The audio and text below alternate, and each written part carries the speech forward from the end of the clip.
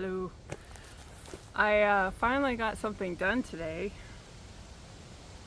Finally, I got the coax drop for internet. So I will have internet when the time comes for me to move in, which of course is a few weeks from now. And of all the things to get done, it's not really like the most important one, but just getting something done makes me like feel like I'm getting something done.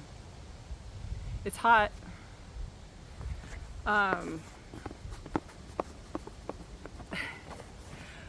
So the whole process of getting the internet here was a nightmare, and I don't understand why this has become like the standard quality of care from Xfinity, Comcast, but it has become the standard in my experience because the last time I moved, I transferred service to a house that had never had internet before, and I had an appointment and nobody showed up, and I would call and they'd say, oh yeah, they're on their way. 8 hours I waited that nobody showed up, and so they finally had like a tech come in like a day or two later to get it sorted out, but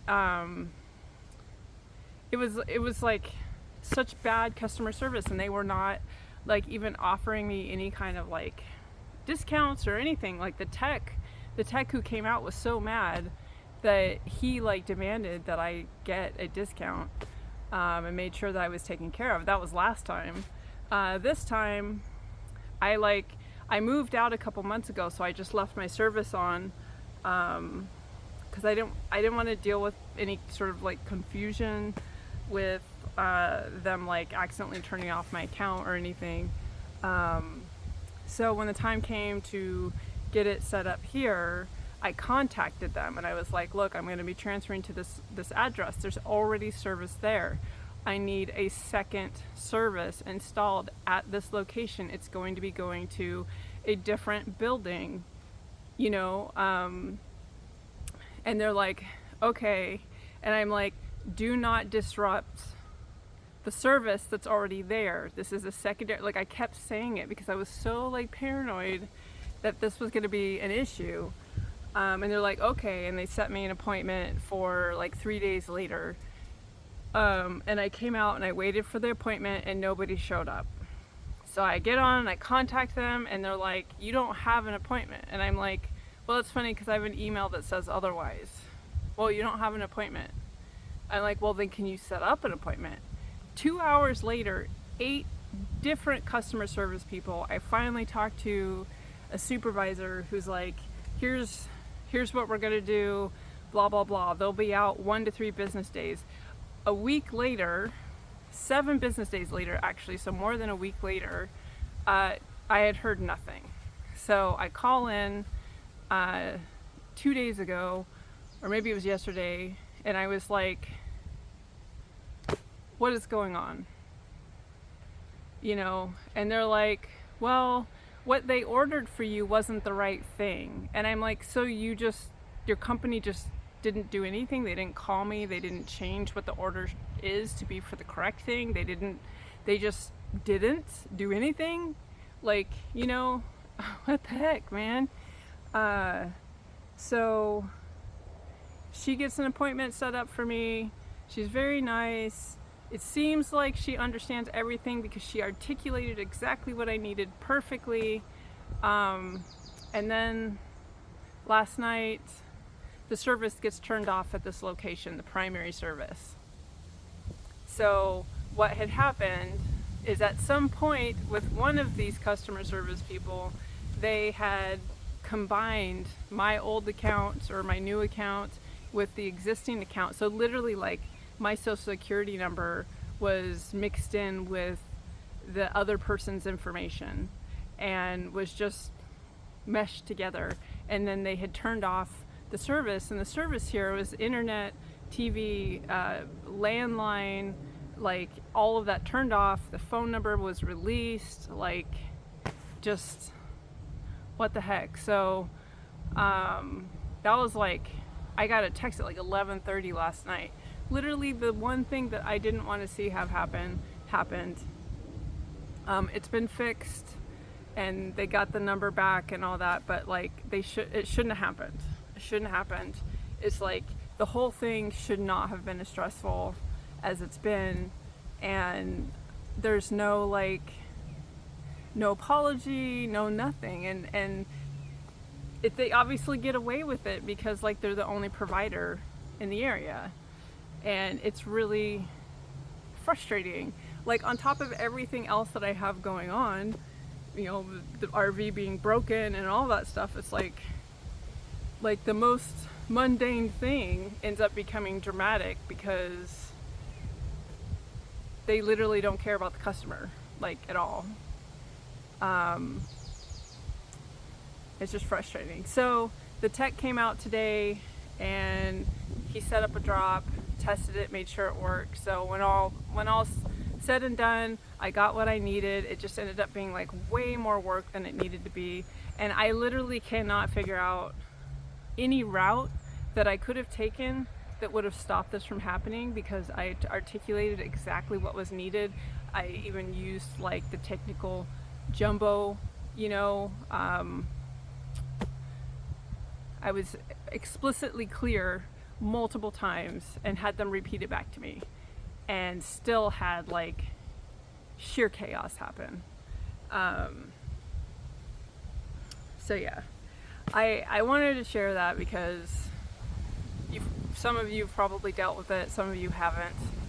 The other thing about Comcast that I have personally had an issue with is I have the low income discount, and before I got that, when I was moving, I signed up for a 1-year contract that would put me at $40 a month. So with a $30 credit from the low income, it should be $10 a month plus like taxes or whatever. And they changed my contract without talking to me. As soon as I got the low income, all of a sudden I had a $90 service that I was paying, you know, $60 for. And when I contacted them, I was like, hey, I have this contract with you for $40 a month. And they're like, that doesn't exist. We don't have that. But I literally have an email saying for this amount. They're like, tell you what, we can take $10 off. That's the best we can do. So like I'm paying $50 instead of $10. And I'm like, how is that helpful if you're low income? You know, that's like groceries for me. But internet's like, it's one of the things that I'll pay for. It's, you know, and they probably know that, and so they get away with it. But I keep wondering when there's going to be like a class action suit or something like that, because it's happened to so many people. Like if you search for this issue, it's all over the place, like conversations on Reddit and stuff. And it just doesn't seem like it could be legal. The way it was explained to me is that the contracts are kind of like one-sided. We are in contract with them to pay for service, and if we don't, then we lose the service, but they're not in contract with us to uphold the prices that they promised us. And again, I don't see how that's legal, but it's certainly not fair, even if it is legal. It's frustrating. So if you dealt with that, you're not alone. And apparently, you can actually file complaints about that kind of stuff, so I am planning on doing that, and I will include a link in the video description for where you can do that if you have had this experience and would like to join in on making some noise that may or may not result in anything. But yeah, I just thought I would make a quick update, kind of share that there was like this turmoil but that in the end I will have internet. So I got something done, and Thursday is when the batteries are coming. So hopefully that means that things are going to start working, and that we're going to be, you know, you might not know what that means, but just the things are going to be like moving forward finally. Maybe things will stop being broken all the time. And I did decide on the lead acid batteries. I'm not super excited about that, but I just can't afford the batteries that I want right now. and I hope in, you know, like 4 or 5 years I will be able to afford them. And yeah, so that's my update for now. And I hope your week is going well, and that you're staying reasonably cool, or if you're in a place that's cold, you're staying reasonably warm.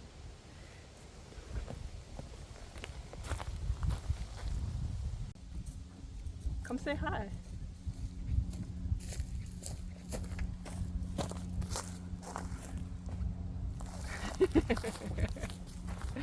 And just a quick follow-up. So I have a podcast called On Le Nose, and I now have merch.